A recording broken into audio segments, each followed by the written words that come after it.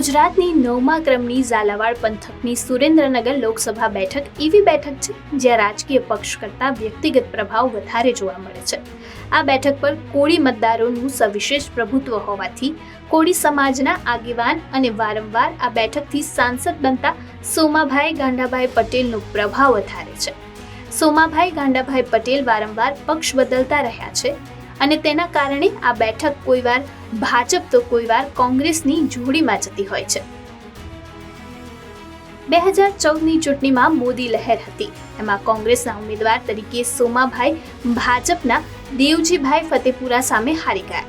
જોકે એ સિવાય આ બેઠક પર તેમનો દબદબો રહ્યો છે. ભાજપે 1989 થી 2014 સુધીમાં 5 વાર સુરેન્દ્રનગર બેઠક જીતી. તેમાંથી 3 વાર ઉમેદવાર સોમાભાઈ જ હતા.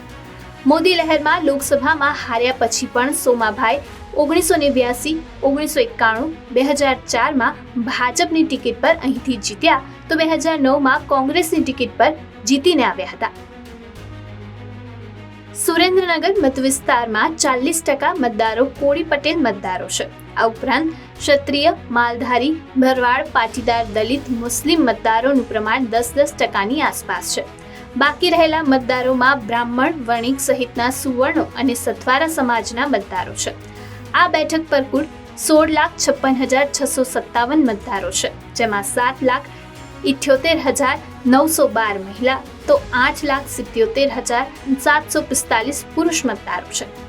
કોળી પ્રભુત્વ ધરાવતા વિરંગામ અને ધંધુકા વિધાનસભા મતવિસ્તાર 2008માં સુરેન્દ્રનગર લોકસભા મતવિસ્તારમાં ઉમેરવામાં આવ્યા હતા.